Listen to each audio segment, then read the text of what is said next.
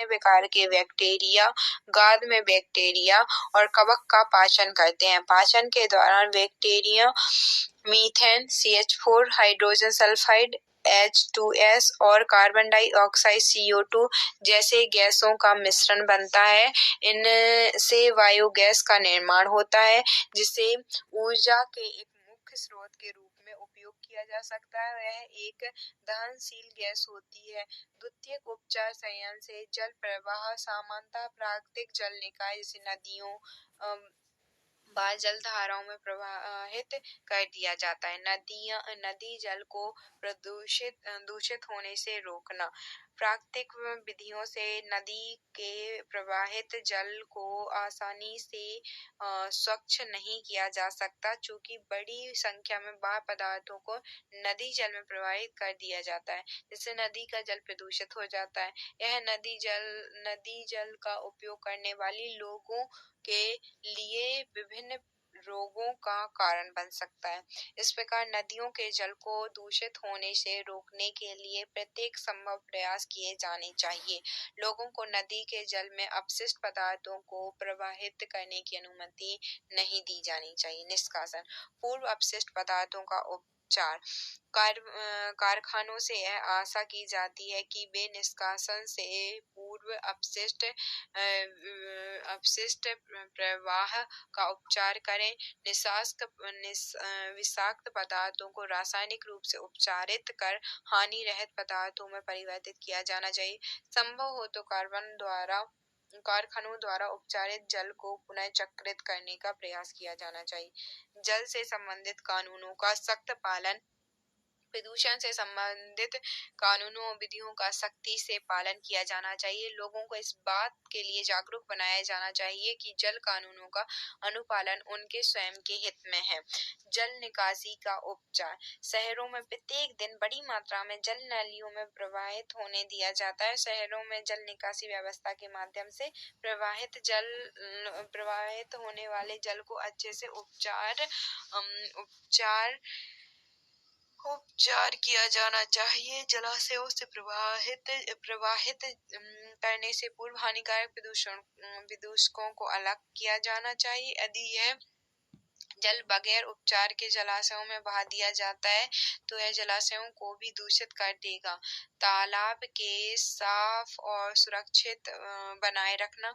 ऐसे तालाब जिसका उपयोग मनुष्यों द्वारा किया जाता है उसमें गंदे कपड़ों की धुलाई व मवेशियों का स्थान नहीं करवाया जाना चाहिए। इससे जल प्रदूषित होता है जो मानव उपयोग के लिए अनुपयुक्त हो जाता है। यदि इन तालाबों को निरंतर दुरुपयोग होता रहा, इससे गंभीर परिणाम उत्पन्न होते होंगे। नियमित सफाई। मानव उपयोग के लिए तालाब, झीलों तथा कुओं की नियमित रूप से सफाई एवं उपचार किया जाना चाहिए, जिससे यह मानव उपयोग के लिए उपयुक्त बने रहे और इस कदम को अविलंब उठाए जाने की आवश्यकता है। जल की सुरक्षा सुनिश्चित करने हेतु तालाबों और झीलों के जल की एक नियमित परीक्षण प्रणाली प्रारंभ की जा सकती है। सिंक और शौचालय में कीटनाशकों को नहीं डाला जाए। घरेलू कीटनाशक व दवाइयों आदि को सिंक के नाले या शौचालय में कभी नहीं डालना चाहिए। घरों में लोग बाथरूम व शौचालय में अपशिष्ट तथा पुरानी दवाएं फेंक देते हैं। इस प्रचलन को हतोत्साहित किया जाना चाहिए, क्योंकि जब दवाएं कीटनाशक आदि के रासायनिक यौगिक अन्य रसायनों के साथ मिश्रित हो जाते हैं तो इसके परिणाम स्वरूप हानिकारक पदार्थों का निर्माण हो सकता है। जन जागरूकता। आम लोगों को जल प्रदूषण के प्रभावों के बारे में जागरूक किया जाना चाहिए। पर्यावरण के बारे में शिक्षित व जागरूकता उत्पन्न करने के लिए स्वैच्छिक संगठनों को घर घर जाना चाहिए। पर्यावरण शिक्षा केंद्र की स्थापना की जानी चाहिए। छात्र लोगों को जल प्रदूषण को कम करने में सक्षम बनाने हेतु स्वास्थ्य से जुड़ी जानकारी प्रदान कर सकते हैं। प्राकृतिक रूप से जल को प्रदूषण रहित बनाना। शोधन 2 चरणों से उत्पन्न होता है। सर्वप्रथम पारंपरिक अपसादन, निष्पादन और क्लोरीन उपचार किया जाता है।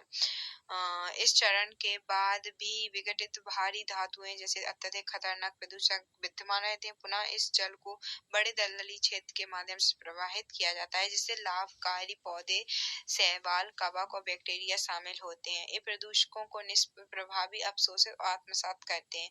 अतः जब दलदली क्षेत्र से जल प्रवाहित होता है तब यह प्राकृतिक रूप से शुद्ध हो जाता है।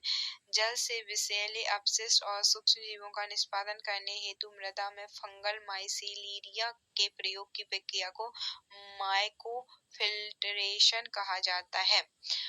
मतलब जल में विषैले अपशिष्ट और सूक्ष्म जीवों का निष्पादन करने हेतु मृदा में फंगल माइसीलिया के प्रयोग करने की प्रक्रिया को माइक्रोफिल्ट्रेशन कहा जाता है। इस प्रकार या अन्य प्रदूषित माध्यम से विषैले अपशिष्टों को समाप्त करने के लिए पौधों का उपयोग किया जाता है तो फाइटोमेडिएशन कहा जाता है। कई पौधे जैसे सरसों के पौधे, अल्पाइन पेनिसिलियस, जूट और पिगी वीड विषैले अपशिष्ट स्थलों पर प्रदूषकों के अत्यधिक संचय करने में सफल सिद्ध हुए हैं। क्लोरीन, क्लोरेमाइन, क्लोरीन डाइऑक्साइड, ओजोन और अल्ट्रावायलेट किरणों को सामान्यतः जल कीटनाशकों के रूप में प्रयोग किया जाता है। ठोस अपशिष्टों के कारण प्रदूषण। विभिन्न कारकों के परिणाम स्वरूप उत्पादित सभी अपशिष्टों को 3 श्रेणियों में वर्गीकृत किया जाता है: जैव निम्नीकरण, पुनर्चक्रित और अजैव निम्नीकरण। सामान्य तौर पर ठोस अपशिष्टों का निर्माण गैर जैव निम्नीकरण और गैर खाद्य जैव निम्नीकरण सामग्रियों से होता है। गैर खाद्य जैव निम्नीकरण सामग्रियां ऐसे ठोस अपशिष्टों को संदर्भित करती हैं जिसका जैव निम्नीकरण संभव नहीं हुआ है, अर्थात माइक्रोबियल समुदाय जो इनके अपशिष्ट से भोजन प्राप्त करते हैं इसे समाप्त नहीं कर पाते हैं और दूसरे यौगिक में नहीं बदल पाते हैं। जब पर्यावरण में गैर जैव निम्नीकरण और गैर खाद्य जैव निम्नीकरण अपशिष्ट छोड़ा जाता है जो ग्रीन हाउस गैसें, जहरीली धुआं, कणीय पदार्थों का उत्सर्जन करते हैं, ऐसी परिस्थिति ठोस अपशिष्ट प्रदूषण कहलाती है, क्योंकि वे खुले गड्ढों में संचित हो जाते हैं जहां इसे तरह के कचरे भंडारित किए जाते हैं। वहाँ जैविक या रासायनिक संगठन के निच्छालन से मृदा प्रदूषित हो जाती है और ठोस कचरे का जमाव जहाँ वे तापमान, आर्द्रता एवं वायु से प्रतिक्रिया द्वारा पर्यावरण में ग्रीन हाउस गैसों के उत्सर्जन का कारण बनते हैं। गैर मरम्मत योग्य कंप्यूटर और अन्य इलेक्ट्रॉनिक उपकरण इलेक्ट्रॉनिक अपशिष्ट के रूप में जाने जाते हैं। ये अपशिष्ट को प्राप्त भूमि में दबा दिए जाते हैं और इन्हें जला दिया जाता है। विकसित देशों में उत्पन्न ई अपशिष्ट का आधे से अधिक भाग विकासशील देशों यथा चीन, भारत और पाकिस्तान में भेज दिया जाता है, जहां इसमें पुनः चक्रण के द्वारा तांबा, लोहा, सिलिकॉन, निकेल और सोने जैसी धातुएं प्राप्त की जाती हैं। विकसित देश जो विशेष रूप से ई अपशिष्ट की रिसाइकलिंग के लिए विशिष्ट उपाय करते हैं, इसके विपरीत विकासशील देशों में पुनर्चक्रण अक्सर हस्तचलित होता है, जिसके कारण ई अपशिष्ट में विद्यमान विषाक्त पदार्थों का समूहों पर हानिकारक प्रभाव पड़ता है। पुनर्चक्रण ई अपशिष्ट के उपचार के लिए एकमात्र समाधान है, बशर्ते कि पर्यावरण अनुकूल तरीके से किया जा सके। बड़ी मात्रा में पाए जाने वाले ई अपशिष्ट पदार्थों में epoxy resin, fibre glass, PCBs, PVS, polyvinyl chloride, thermosetting plastic, सीसा, टिन, तांबा, सिलिकॉन, बेरिलियम, कार्बन, लोहा और एल्यूमीनियम होते हैं। अल्प मात्रा में पाए जाने वाले तत्वों में कैडमियम, पारा और थैलियम सम्मिलित हैं। कुछ अन्य अपशिष्ट तत्व भी सम्मिलित हैं। उपचारात्मक उपाय। प्राह नगर पालिका ठोस अपशिष्ट के उपचार हेतु दहन का उपयोग किया जाता है। दहन के माध्यम से अपशिष्टों की मात्रा कम हो जाती है, यद्यपि इसका पूर्ण रूप से निस्तारण नहीं हो पाता है और सामान्य रूप से खुले कचरे में ढेर प्राय चूहे और मक्खियों के प्रजनन स्थल के रूप में कार्य करते हैं। सैनिटरी लैंडफिल को ओपन बर्निंग डंप के प्रतिस्थापन रूप में अपनाया गया है। सैनिटरी लैंडफिल संरचना में अपशिष्टों को एक गड्ढे या खाई में डाल दिया जाता है तथा प्रत्येक दिन भराव के बाद अपशिष्ट को ढक दिया जाता है। वास्तव में हैंडफिल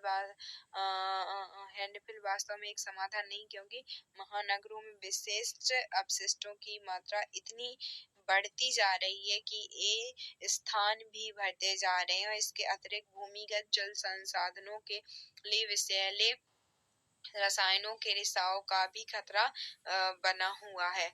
इन सभी मुद्दों का समाधान केवल मानव द्वारा पर्यावरण के प्रति अधिक संवेदनशील होकर किया जा सकता है। सभी प्रकार के अपशिष्टों को 3 भागों में वर्गीकृत किया जाना चाहिए: जैव निम्नीकरण, पुनर्चक्रण और गैर जैव निम्नीकरण।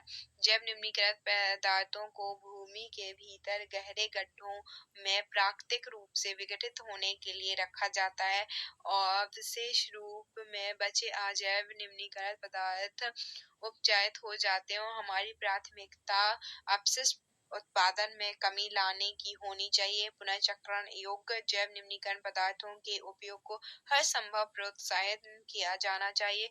भारत में ई अपशिष्ट का विनियमन वर्ष 2005 में 5 के दौरान केंद्रीय प्रदूषण नियंत्रण बोर्ड द्वारा किए गए सर्वेक्षण के अनुसार देश भर में 1,44,800 मीट्रिक ई अपशिष्ट उत्पन्न किया गया। पर्यावरण और वन मंत्रालय द्वारा ई अपशिष्ट प्रबंधन और हैंडलिंग नियम 2011 अधिसूचित किया गया, जो 1 मई 2012 से प्रभावशाली है और ये नियम उत्पादक, संग्रह केंद्र, विघटनकर्ता और ई अपशिष्ट के पुनः चक्रणकर्ता को अनिवार्य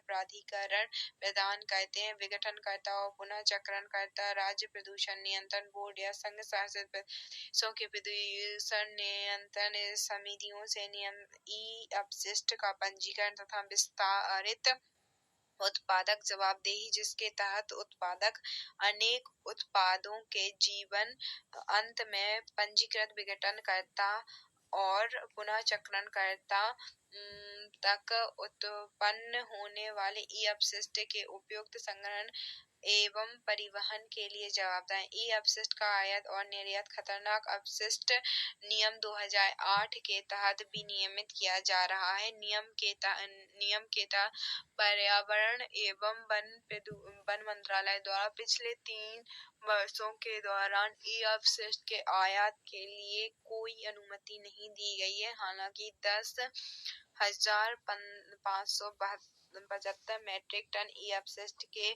निर्यात के लिए अनुमति प्रदान की गई है। विभिन्न देश जिन्हें ई अपशिष्ट के निर्यात के लिए अनुमति प्रदान की गई है वे Belgium, Germany, Japan, Singapore, Hong Kong, Sweden, Britain और स्विट्जरलैंड है।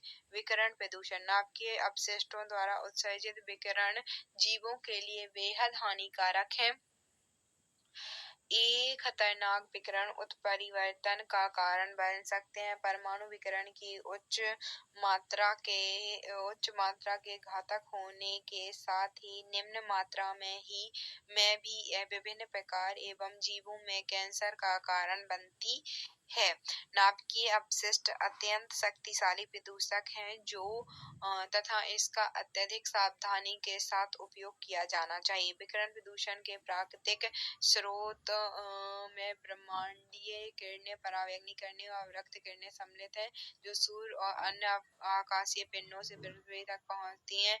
इसमें यूरेनियम, थोरियम और रेडियम के अस्थिर परमाणु की रेडियोधर्मी किरणें भी सम्मिलित हैं और मानव निर्मित विकिरण रेडियोधर्मी सामग्री के उपयोग से उत्पन्न होती हैं, जो व्यापक रूप से परमाणु हथियार, परमाणु ईंधन, विद्युत उत्पादन में प्रयुक्त की जाती है। परमाणु अपशिष्ट का भंडारण पर्याप्त रूप से उपचार के पश्चात उपयुक्त रूप से परिरक्षित कंटेनर में राष्ट्रों के भीतर पृथ्वी की सतह के लगभग 500 मीटर नीचे दफन किए जाने अनुशंसा की जाती है। मृदा प्रदूषण को मृदा में विभिन्न विषाक्त पदार्थों की उपस्थिति के कारण भौतिक, रासायनिक और जैविक स्थिति में परिवर्तन के रूप में परिभाषित किया जाता है। सतही अपवाह के माध्यम से या लीचिंग के द्वारा हानिकारक पदार्थ मृदा में मिल जाते हैं और मृदा रोगजनक जीवों, कार्बनिक और अकार्बनिक रसायनों और विषाक्त धातुओं से प्रदूषित हो सकती है। प्रदूषित मिट्टी से जहरीले रसायनों में से कुछ खाद्य श्रृंखलाओं में प्रवेश कर सकते हैं और फिर मानव और अन्य जीवों के शरीर में प्रवेश कर गंभीर स्वास्थ्य समस्याओं का कारण बनते हैं। मृदा प्रदूषण के स्रोत औद्योगिक प्रवाह जैसे हानिकारक गैसें और रसायनों का निष्कासन, कृषि में कीटनाशक, उर्वरक और कृमिनाशियों जैसे रसायनों का उपयोग, अनुपयुक्त और अप्रभावी मृदा प्रबंधन प्रणाली, विशेष रूप से अधिक सिंचाई हेतु प्रतिकूल सिंचाई प्रचलन, सेप्टिक प्रणाली का अनुचित प्रबंधन और रखरखाव, सैनिटरी अपशिष्ट रिसाव और डंपिंग क्षेत्रों और निकटवर्ती जल निकायों में सीवेज का निष्कासन, उद्योगों से निकलने वाली विषैली गैसों का वर्षा के साथ मिलने से अम्लीय वर्षा होती है। ऑटोमोबाइल से रिसने वाला ईंधन वर्षा जल के साथ प्रवाहित होकर समीपवर्ती मृदा में संरक्षित हो जाता है।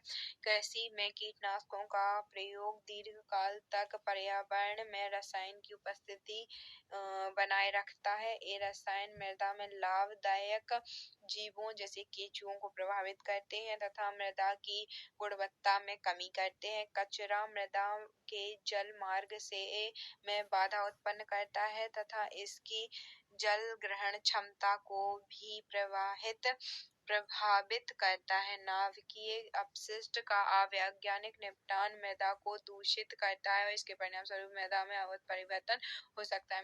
मृदा प्रदूषण के परिणाम। मृदा प्रदूषण पारिस्थितिकी संतुलन और जीवित जीवों के स्वास्थ्य को अत्यधिक प्रदूषित करता है। मृदा प्रदूषण के कुछ प्रभाव इस प्रकार: मृदा की उर्वरता में कमी के कारण कृषि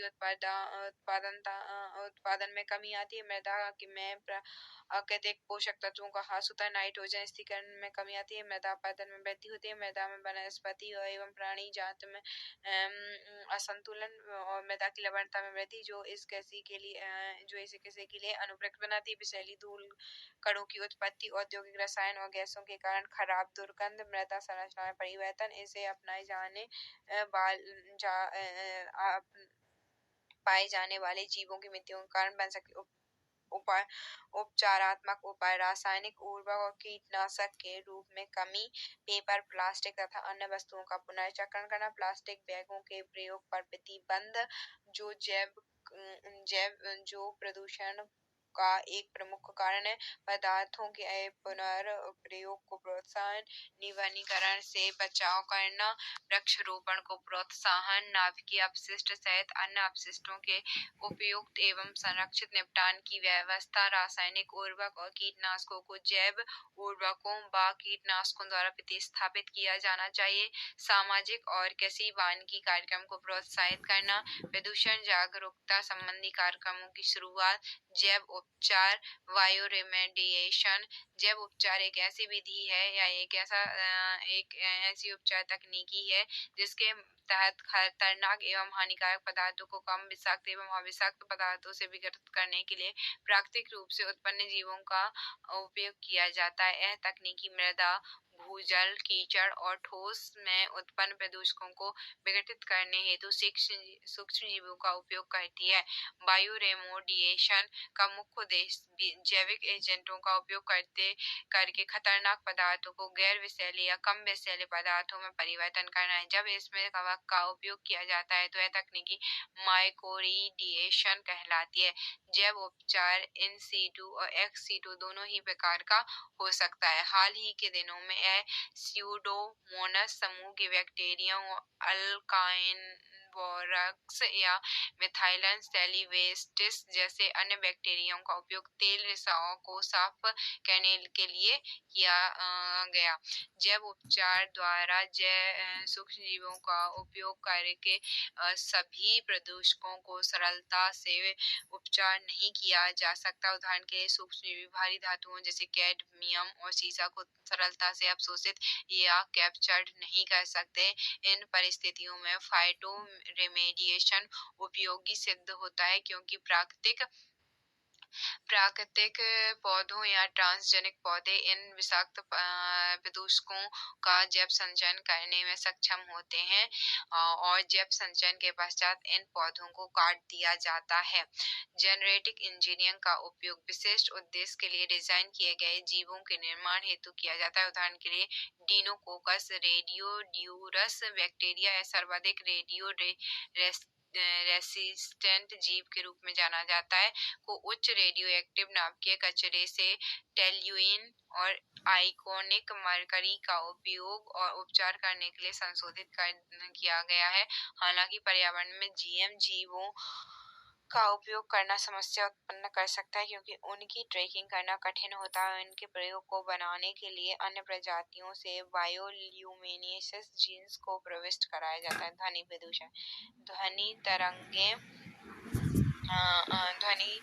तरंग गति वाली ऊर्जा है, इसे डेसिबल में मापा जाता है। कोई भी ऐसी ध्वनि जो हमारे कानों को अवांछित या अप्रिय है शोर कही जाती है। इस प्रकार किसी भी प्रकार की अवांछित ध्वनि जो अपने प्राप्तकर्ता के शारीरिक और मानसिक स्वास्थ्य को प्रतिकूल रूप से प्रभावित करती है, ध्वनि प्रदूषण कहलाती है। ध्वनि प्रदूषण प्राकृतिक प्रक्रियाओं या मानवीय गतिविधियों के कारण हो सकता है। उद्योग, खनन, परिवहन वाहनों, तड़ित घरेलू शोर, रक्षा क्षेत्र, लाउड स्पीकर, सुपरसोनिक जेट विमानों और अन्य विभिन्न कारणों से हो सकता है। उच्च शोर श्रवण शक्ति में व्यवधान या बहरापन पैदा कर सकता है। ध्वनि प्रदूषण के परिणाम क्या है? तो सुनाई कम देगा, श्रवण दुर्बलता, इसके परिणाम स्वरूप चिड़चिड़ापन और तनाव की स्थिति उत्पन्न हो जाती है तथा इसकी चरम अवस्था भय का कारण बनती है।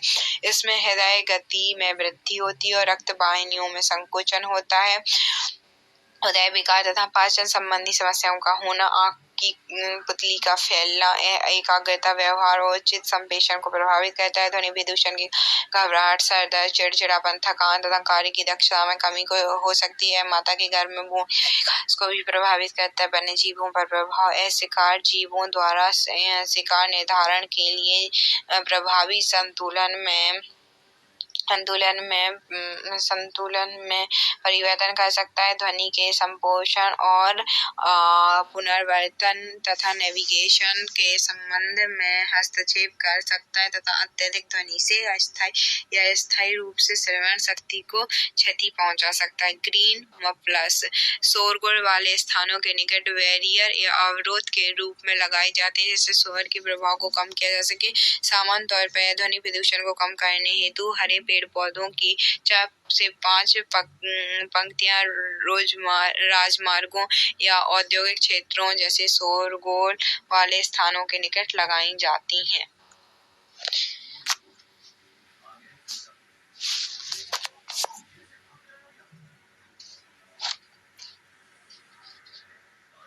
Current affairs 365 pollution. तो मुद्दा है, पहले अपन को वायु प्रदूषण देखना है। वायु प्रदूषण में दिल्ली में वायु प्रदूषण हमेशा सुर्खियों में रहता ही है, तो कभी भी हो ये तो इम्पोर्टेंट ही होता है, हमारे लिए इम्पोर्टेंट ही होता है। हाल ही में दिल्ली में वायु प्रदूषण में योगदान देने वाली विभिन्न स्रोतों पर परिचर्चाएं पुनः प्रारंभ हुई हैं। दिल्ली में वायु प्रदूषण से निपटने के लिए उठाए गए कदम। दिल्ली में BS6 ईंधन मानकों को लागू करने वाला प्रथम शहर बन गया है। ऑब्जेक्ट में पूछा जा सकता है कि कौन BS पहला शहर दिल्ली है, एक स्टेटमेंट के रूप में दे देंगे वो। उत्सर्जन पर अंकुश लगाने के लिए दिल्ली में हाइड्रोजन CNG ईंधन से चलने वाली बस चलाने की योजना है। HCNG हाइड्रोजन और CNG का मिश्रण है, जिसमें हाइड्रोजन का आदर्श मात्रा 18% होती है। परंपरागत CNG की तुलना में HGNC के प्रयोग से ईंधन की 5% तक की बचत होती है। ज्ञातव्य है कि इससे कार्बन मोनोऑक्साइड के उत्सर्जन को 70% तक कम किया जा सकता है। हर एक पॉइंट से एक स्टेटमेंट बना के ऑब्जेक्ट पीटी में आ सकते हैं। उच्च स्तरीय समिति HLC की रिपोर्ट। उच्चतम न्यायालय के आदेश पर गठित एक उच्च स्तरीय समिति हाई लेवल कमीशन द्वारा प्रस्तुत अपनी रिपोर्ट में राष्ट्रीय राजधानी क्षेत्र NCR में वायु प्रदूषण के स्तर से निपटने हेतु कुछ महत्वपूर्ण अनुशंसाएं की गई। इस समिति की रिपोर्ट में वायु प्रदूषण से निपटने हेतु निम्न तकनीकें इस समिति की रिपोर्ट में वायु प्रदूषण से निपटने हेतु निम्नलिखित तकनीकी सहायता का सुझाव दिया गया। बेहतर वायु प्रदूषण निगरानी के लिए लाइट डिटेक्शन एंड रेंजिंग और वायरलेस सेंसर नेटवर्क तकनीकी का उपयोग किया जाएगा। अगर अब ये पूछ लें कि हाल ही में लाइट डिटेक्शन एंड रेंजिंग और वायरलेस सेंसर नेटवर्क तकनीकें समाचार में थी, तो इस किसके लिए थी? वायु प्रदूषण से निपटने के लिए HC जो उच्च स्तरीय समिति बैठी थी वायु प्रदूषण पर, उसने ये कहा था। लिडार जिसे LIDAR light detection and ranging वायु प्रदूषण की निगरानी हेतु लेसर आधारित प्रौद्योगिकी का एक विशिष्ट अनुप्रयोग है। HLC द्वारा अनुशंसा की गई इस तकनीक को अधिक ऊंचाई पर गतिमान प्रदूषकों को ट्रैक करने हेतु कुछ स्थानों पर ऊर्ध्वाधर निगरानी के लिए अपनाया जा सकता है। WSN का उपयोग कुछ गतिविधियों के लिए सांकेतिक निगरानी उपकरण के रूप में किया जा सकता है, जैसे खनन, बृहद निर्माण स्थल तथा आगे जांच कार्यों के लिए नियामकों को रिपोर्ट करना। उद्योगों में ऑक्सी भट्टियों का अंगीकरण। ऑक्सी भट्टी ईंधन के रूप में वायुमंडलीय वायु, जिसमें नाइट्रोजन भी शामिल होती है, की तुलना में केवल ऑक्सीजन का उपयोग करती है। इस प्रकार यह उद्योगों में लगभग 90% नाइट्रस ऑक्साइड के उत्पादन को कम करती है। ऑक्सी भट्टियों का अंगीकरण, ये भी उसी ने कहा है कि ये बहुत ही अच्छी तकनीक है, तो ये केवल ऑक्सीजन का उपयोग करती है। ऑक्सी भट्टी ईंधन के रूप में वायुमंडलीय वायु, जिसमें नाइट्रोजन भी शामिल होती है, की तुलना में केवल ऑक्सीजन का उपयोग करती है। इस प्रकार 90% नाइट्रस ऑक्साइड का उत्पादन को कम कर सकती है। सड़कों पर फोटो कैटालिटिक पेंट का उपयोग करना। इस पेंट में टाइटेनियम ऑक्साइड TiO2 होता है, जिससे बेहतर ऑक्सीकरण क्षमता होती है। यह सूर्य के प्रकाश और पराबैंगनी किरणों की उपस्थिति में वायुमंडल में वाष्पशील कार्बनिक यौगिक व नाइट्रोजन ऑक्साइड जैसे प्रदूषकों को हटा सकता है।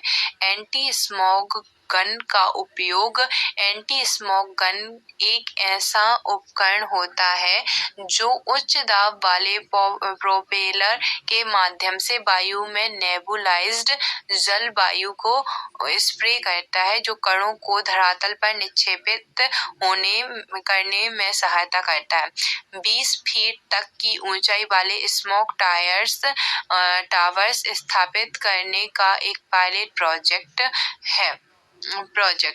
स्मोक टावर को मूल रूप से वायुमंडल से प्रदूषण के कणों को कम करने हेतु बृहद पैमाने पर एयर प्यूरिफायर के रूप में डिजाइन किया गया।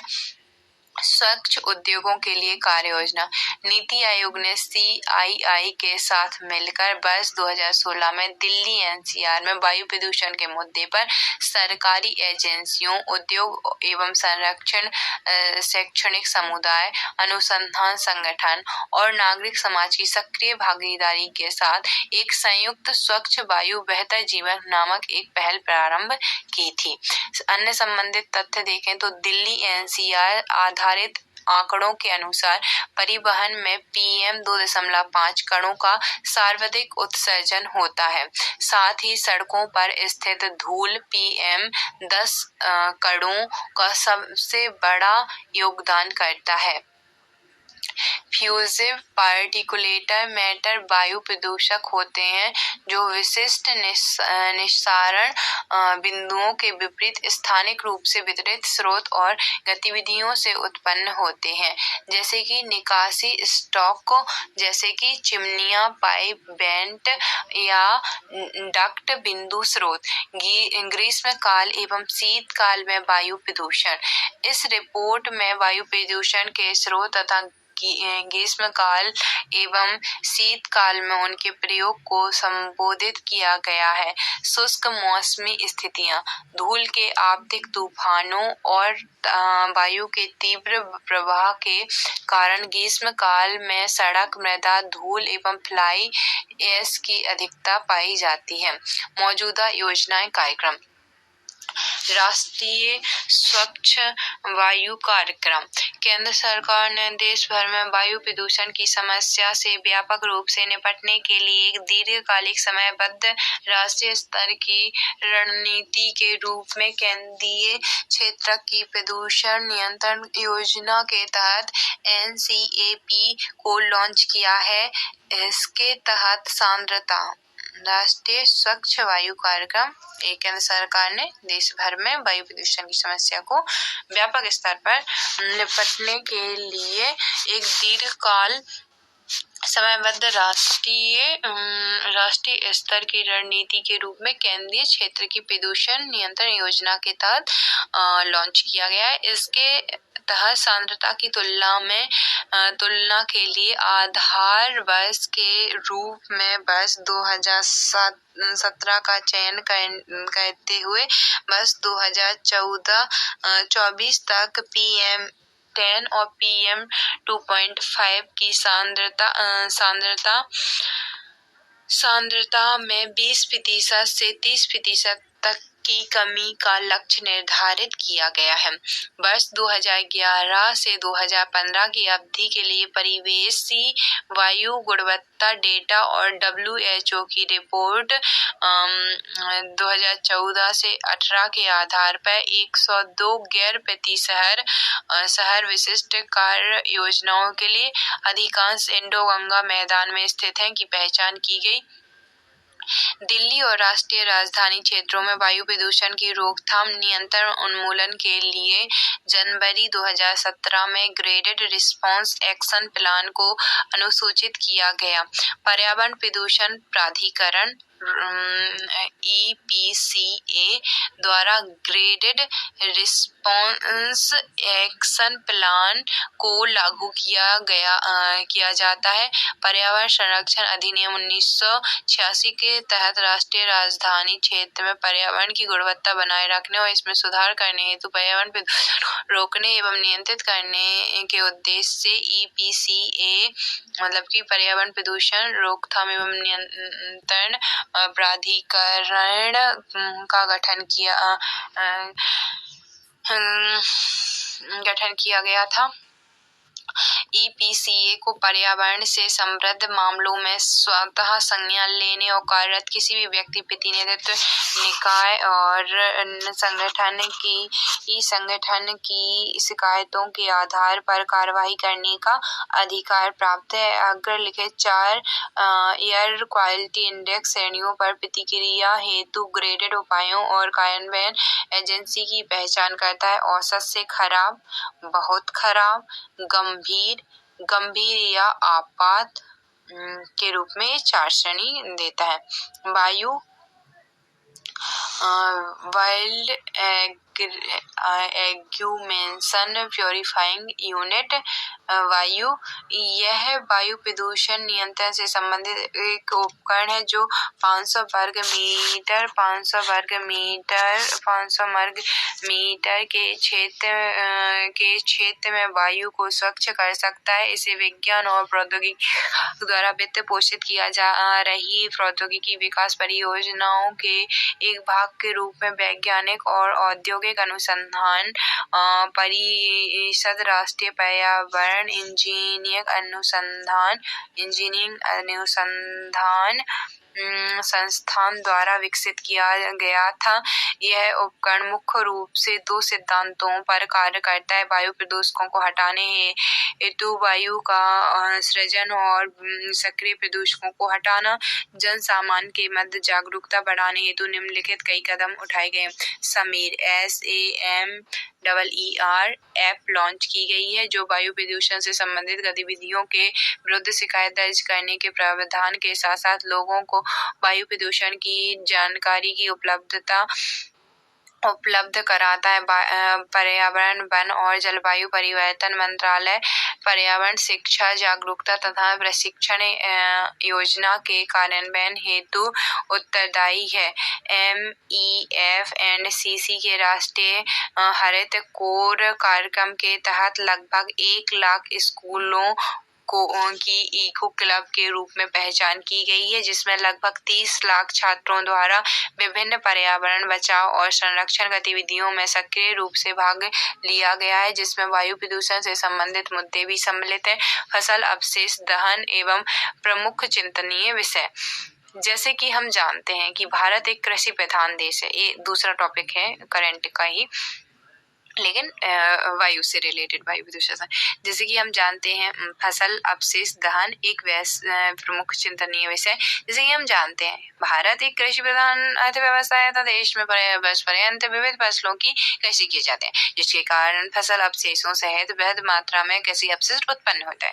फसल अपशिष्ट कृषि जलवायु क्षेत्रों के आधार पर मुख्यतः उत्तर भारत के कुछ राज्यों यथा पंजाब, हरियाणा, उत्तर प्रदेश, राजस्थान में विविध प्रकार के फसल अपशिष्ट के दहन किया जाता है। ज्ञातव्य है कि देश में दहन किए जाने वाली सभी फसल अपशिष्टों का लगभग 50% धान के अवशेष हैं। कंबाइंड हार्वेस्टर की मदद से की जाने वाली फसल की कटाई के कारण खेतों में फसल अवशेष रह जाता है तथा आगामी फसल के लिए खेतों को साफ करने के लिए सरल विधि के रूप में किसानों द्वारा फसल के अवशेष का दहन कर दिया जाता है। आग जला के दहन के कारण निर्मुक्त प्रदूषक मुख्यतः फसल अवशेष के प्रकार से निर्भर करते हैं। उदाहरण स्वरूप PM 2.5 के उत्सर्जन किलोग्राम में व्यक्त के उत्सर्जन के लिए विभिन्न फसल अवशेषों का दहन क्रम अग्रलिखित है। गन्ना 12.0, मक्का 11.2, कपास 9.8, चावल 9.3 और गेहूं 8.5।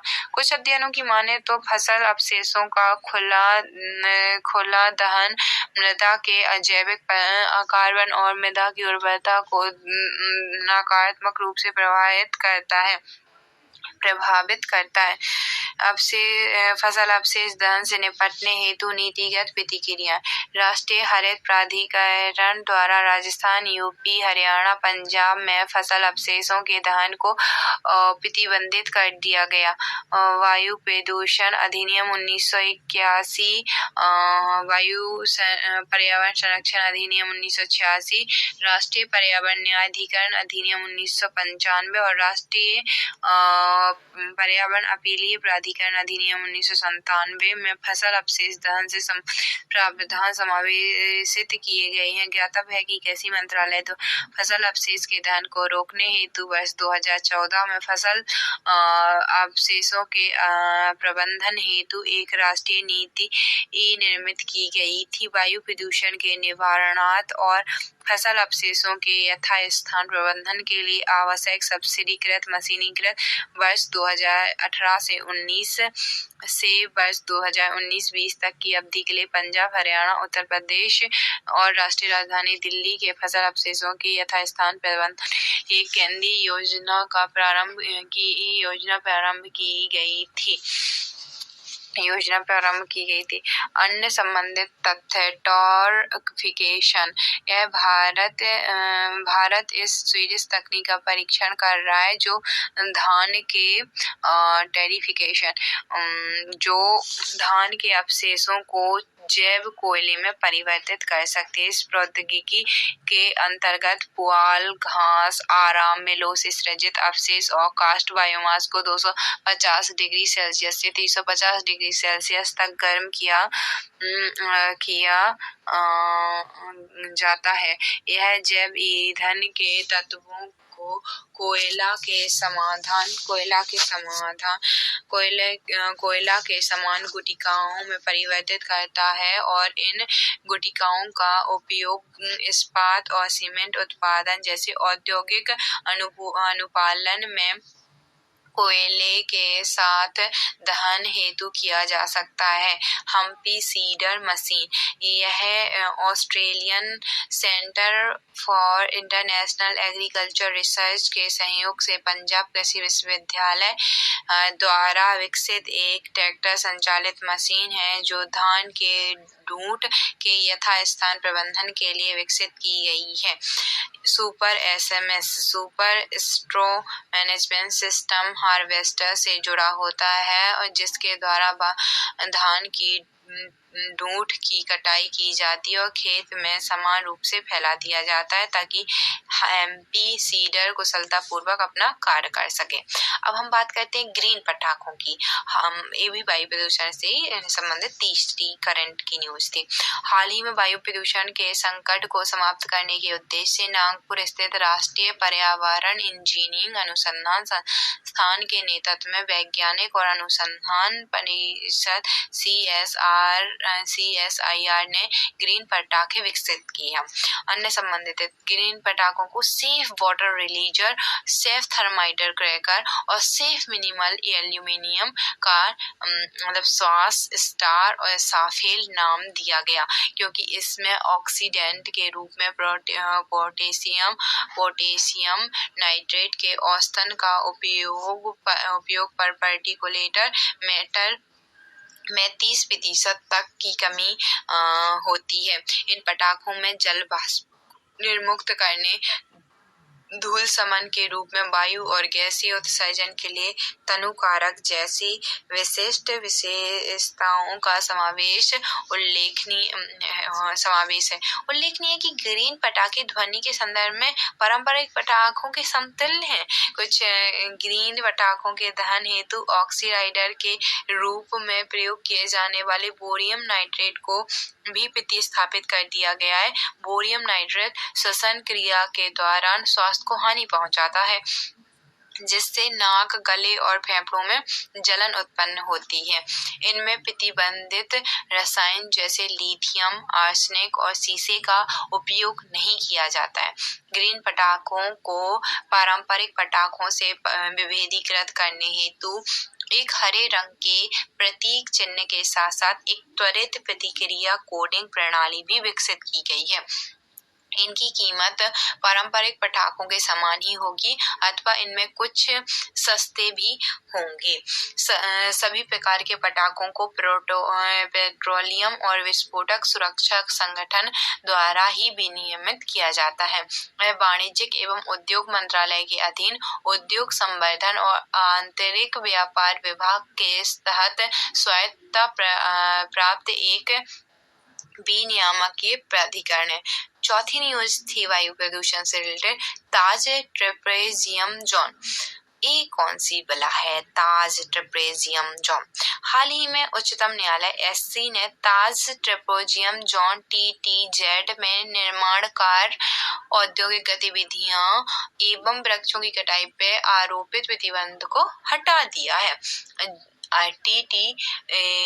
TTZ वस्तुतः ताजमहल के चारों ओर 10,400 वर्ग किलोमीटर का एक निर्दिष्ट क्षेत्र ताज को प्रदूषण से संरक्षित करने हेतु है। यह पर्यावरणीय संवेदनशील क्षेत्र है जिसमें 3 विश्व विरासत स्थलें यथा ताजमहल, आगरा का किला और फतेहपुर सीकरी स्थित है। इस जोन का विस्तार उत्तर प्रदेश के आगरा, फिरोजाबाद, मथुरा, हाथरस एवं एटा जिले तथा राजस्थान के भरतपुर जिले तक है। अब पांचवी जो वायु प्रदूषण से न्यूज थी वो है ओजोन प्रदूषण। हाल ही में दिल्ली में ओजोन प्रदूषण की मात्रा में अत्यधिक वृद्धि दर्ज की गई है। उल्लेखनीय है कि 8 घंटे के लिए औसतन ओजोन एक्सपोजर 100 माइक्रोग्राम घन मीटर होना चाहिए, परंतु यह इससे 1.22 गुना अधिक है। ओजोन प्रदूषण के बारे में सामान्यतः ओजोन के लिए निम्नलिखित 2 प्रकार में वर्गीकृत किया जाता है: good ozone, bad ozone. Good ozone यह समताप मंडल में पाई जाती है, पृथ्वी की सतह को हानिकारक पराबैंगनी से सुरक्षा प्रदान करती है। बैड ओजोन क्षोभ मंडल में पाई जाती है, जिसे धरातलीय ओजोन के रूप में भी जाना जाता है। यह मानव निर्मित ओजोन है। उत्सर्जित नाइट्रस ऑक्साइड, कार्बन मोनोऑक्साइड और वाष्पशील कार्बनिक यौगिक और VOC मतलब वाष्पशील कार्बनिक यौगिकों को ओजोन के प्रेरक कारकों के रूप में जाना जाता है। सूर्य में प्रकाश की उपस्थिति में रासायनिक रूप से ऑक्सीजन के साथ अभिक्रिया कर ओजोन का निर्माण करते हैं। बसंत ऋतु के उत्तरार्ध में, ग्रीष्म ऋतु तथा पतझड़ के आगमन के समय उच्च तापमान परिस्थितियों के दौरान सामान्यतः अपराह्न और सायंकाल मतलब शाम की अवधि में अत्यधिक ताप की स्थिति ओजोन निर्माण का स्तर उच्च होता है तथा रात्रिकालीन निम्न तापमान की स्थिति में यह प्रक्रिया धीमी होती है। धरातलीय ओजोन पर PM 2.5 दोनों स्मॉग के निर्माण में सर्वाधिक महत्वपूर्ण भूमिका निभाते हैं। कार्बन डाइऑक्साइड और मीथेन के पश्चात धरातलीय ओजोन तीसरी सबसे शक्तिशाली ग्रीन हाउस गैस है। प्रभाव स्वास्थ्य पर, त्वचा और श्वसन तंत्र में जलन, फुफ्फुसीय रोग की उच्च दर आदि। पर्यावरण पर, संवेदनशील पौधों की पत्तियों में अत्यधिक ओजोन का प्रवेश प्रकाश संश्लेषण की दर को कम और पौधों की वृद्धि को धीमा कर देता है। कुछ प्रकार की सामग्रियां, विशेष रूप से रबर से निर्मित वस्तुओं को क्षति पहुंचती है। अंतर्राष्ट्रीय पहल गोथेनबर्ग प्रोटोकॉल, इसका उद्देश्य अम्लीकरण, सुपोषण और धरातलीय ओजोन का उपशमन करना है और convention on long range transboundary air pollution का हिस्सा है। Gothenburg protocol. सरकारी प्रयास ओजोन को राष्ट्रीय वायु गुणवत्ता सूचकांक के अंतर्गत शामिल 8 प्रदूषकों में से एक के रूप में वर्गीकृत किया गया है तथा समय समय पर इसकी निगरानी की जाती है। वायु गुणवत्ता पूर्वानुमान और अनुसंधान प्रणाली SAFAR system of air quality and water forcing एक प्रदूषक के रूप में ओजोन की निगरानी की जाती है। अब छठी न्यूज जो थी वायु प्रदूषण से वो सल्फर डाइऑक्साइड का उत्सर्जन। हाल ही में ग्रीन पीस की एक रिपोर्ट, एक शायद NGO है क्या, की एक रिपोर्ट में यह उल्लेख किया गया कि भारत विश्व में सल्फर डाइऑक्साइड का सबसे बड़ा उत्सर्जक है तथा वैश्विक मानव जनित उत्सर्जन में इसका 15% से अधिक योगदान है। अन्य संबंधित वायुमंडल में CO2 मतलब सल्फर डाइऑक्साइड का सबसे बड़ा स्रोत विद्युत संयंत्र और अन्य औद्योगिक प्रतिष्ठानों द्वारा जीवाश्म ईंधन का जलाया जाना है। CO2 उत्सर्जन के कुछ गौण स्रोतों में निम्नलिखित शामिल है: औद्योगिक प्रक्रिया जैसे अयस्क से धातु निष्कर्षण, प्राकृतिक स्रोत जैसे ज्वालामुखी और इंजन, जहाज एवं अन्य वाहन व भारी उपकरण जो उच्च सल्फर युक्त ईंधन का उपयोग करते हैं। भारत में SO2 के उच्च उत्सर्जन का प्राथमिक कारण विगत दशकों में कोयला आधारित विद्युत उत्पादन का विस्तार है।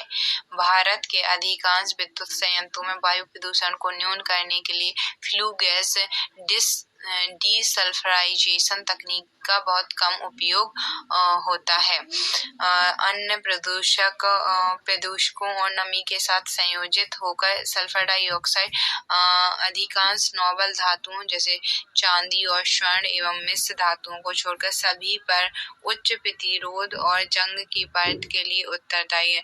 सल्फर डाइऑक्साइड गैस अम्ल वर्षा के निर्माण में योगदान करती है और सल्फेट एरोसॉल के लिए लिए भी उत्तरदायी है। सल्फेट एरोसोल एक प्रकार का निलंबित कण है जो बादलों की प्रकृति को प्रभावित कर सकता है। यह तथा धुंध और अन्य स्वास्थ्य एवं जलवायु समस्याओं का प्रकोप भी पैदा कर सकता है। फ्लाई 7वीं न्यूज थी वायु प्रदूषण से रिलेटेड। फ्लाई ऐश का वैज्ञानिक निस्तारण और उपयोग।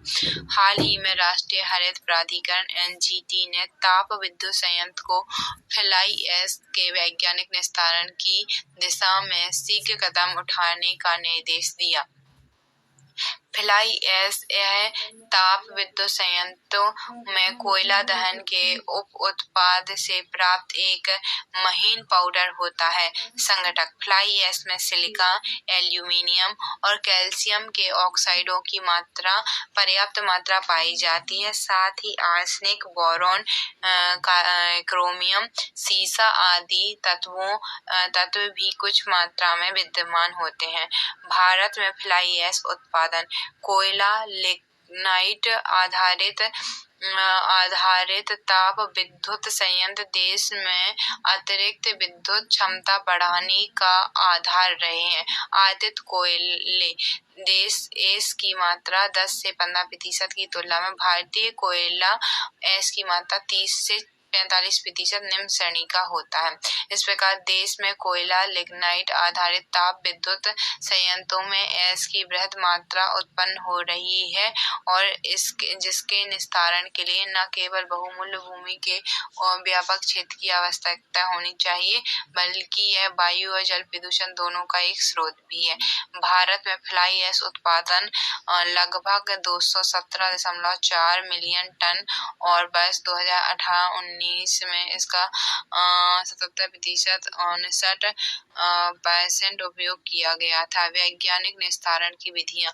शुष्क फ्लाई ऐश निस्तारण विधि विद्युत स्थैतिक अपक्षेपक के माध्यम से शुष्क फ्लाई ऐश का संग्रहण किया जाता है।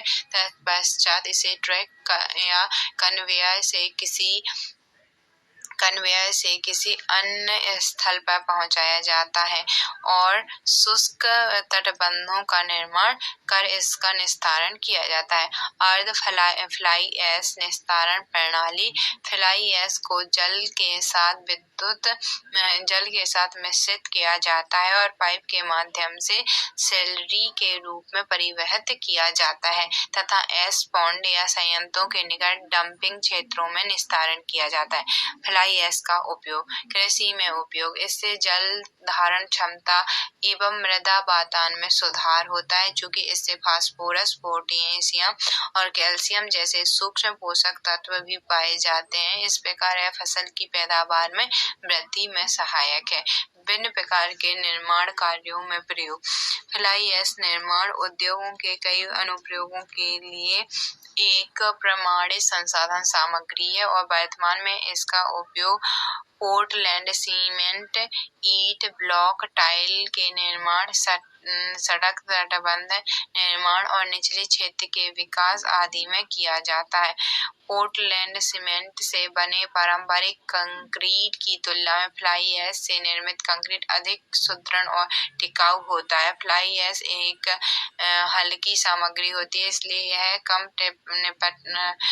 कम निपटने की क्रिया से गुजरती है। इसलिए इसका उपयोग कमजोर आधार स्तर जैसे कि जलोढ़, मृदा या गाद के ऊपर तटबंधों का निर्माण करने के लिए किया जाता है। अवशोषक का विनिर्माण, जो कि अपशिष्ट गैसों के शुद्धिकरण, पेयजल शोधन, अपशिष्ट जल उपचार आदि के लिए प्रयुक्त होते हैं। फ्लाई ऐश के उपयोग को बढ़ावा देने के लिए सरकारी उपाय। विद्युत मंत्रालय की ओर से केंद्रीय विद्युत प्राधिकरण CEA वर्ष 1996 से 97 से देश में कोयला लिग्नाइट आधारित ताप विद्युत संयंत्रों में फ्लाई ऐश उत्पादन और इसके उपयोग की निगरानी कर रहा है। पर्यावरण, वन और जलवायु परिवर्तन मंत्रालय ने वर्ष 1999 में फ्लाई ऐश के उपयोग को बढ़ावा देने हेतु पहला निर्देश जारी किया था।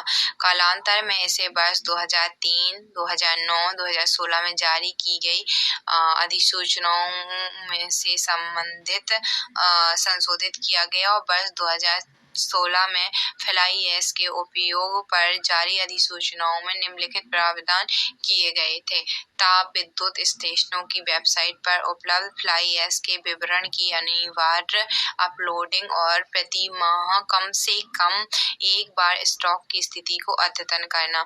अनुप्रयोग क्षेत्र के संबंध में अनिवार्य क्षेत्राधिकार को 100 किलोमीटर से 30 किलोमीटर तक बढ़ाया गया। फ्लाई ऐश के परिवहन की लागत 100 किलोमीटर तक पूरी तरह TPS द्वारा वहन की जाएगी तथा 100 किलोमीटर से अधिक और 30 किलोमीटर तक उपयोगकर्ता और TPS के मध्य समान रूप से साझा की जाएगी।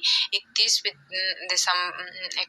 दिसंबर 2017 तक 100% फ्लाई ऐश उपयोग का लक्ष्य है और सभी सरकारी योजनाओं या कार्यक्रमों जैसे प्रधानमंत्री ग्रामीण सड़क योजना, महात्मा गांधी राष्ट्रीय ग्रामीण रोजगार गारंटी योजना अधिनियम 2005, स्वच्छ भारत मिशन आदि में फ्लाई ऐश आधारित उत्पादों का अनिवार्य उपयोग।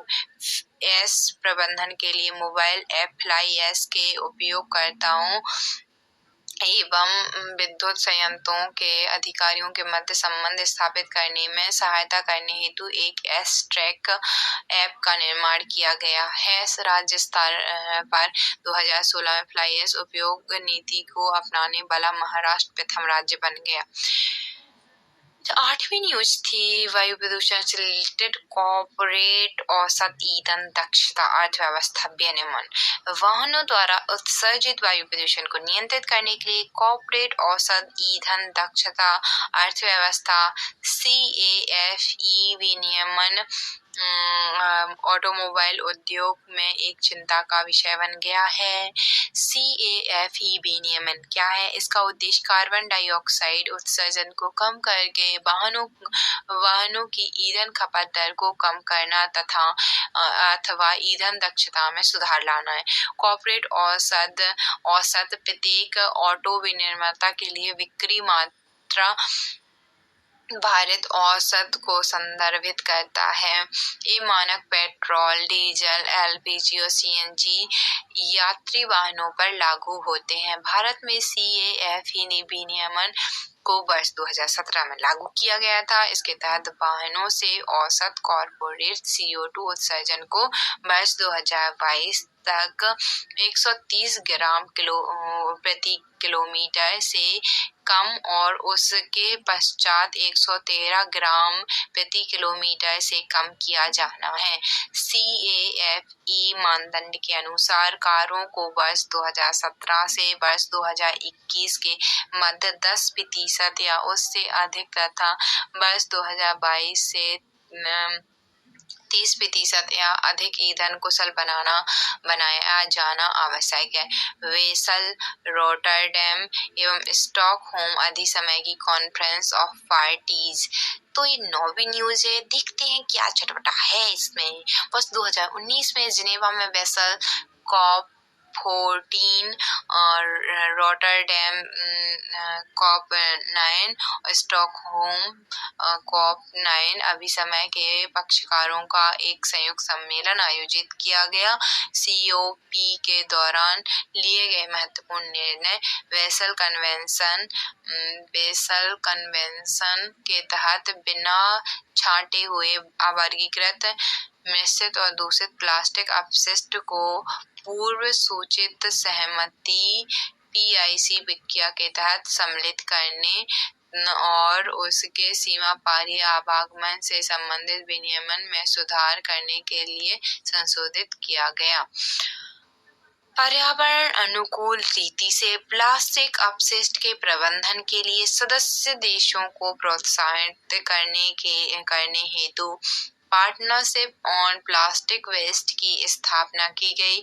इन साझेदारी का उद्देश्य प्लास्टिक अपशिष्ट के न्यूनीकरण के लिए सदस्य देशों के प्रयासों की प्रगति के संबंध में जानकारी एकत्र करना, इस मुद्दे के बारे में लोगों को जागरूकता बढ़ाना और अन्य गतिविधियों को प्रोत्साहित करना शामिल है। साझेदारी वर्ष 2020 के बाद अपनी गतिविधियों को शुरू करेगी। ई अपशिष्ट और प्रयुक्त इलेक्ट्रॉनिक या इलेक्ट्रॉनिक उपकरण की सीमा पारी आवाजाही पर तकनीकी दिशा निर्देशों को अंतिम रूप से अपनाना। ये दिशा निर्देश बेसल अभिसमय के अंतर्गत अपशिष्ट और गैर अपशिष्ट के मध्य अंतर करने वाले सदस्य देशों के लिए मानदंड की एक सूची प्रदान करते हैं, जब कंपनियों द्वारा पुनः उपयोग के लिए प्रयुक्त इलेक्ट्रॉनिक या इलेक्ट्रॉनिक उपकरण का आयात या निर्यात किया जाता है। रोटरडैम कन्वेंशन के अंतर्गत इस कन्वेंशन के अनुपालन के अंतर्गत कमियों को चिन्हित करने तथा उन्हें दूर करने में पक्षकारों को सहायता करने हेतु एक अनुपालन तंत्र की स्थापना की गई, जिसका लक्ष्य है सुनिश्चित करना है कि सरकार के समक्ष खतरनाक रसायनों से संबंधित जोखिम के आकलन हेतु आवश्यक जानकारी उपलब्ध हो तथा वे रसायनों के आयात से पूर्व सूचित निर्णय ले सकें। 2 रसायनों फोरेट नामक कीटनाशक एवं औद्योगिक रसायन हेक्सो ब्रोमो साइक्लोनाइड को कन्वेंशन के अनेक्स 3 में अंतर्भुक्त किया गया है।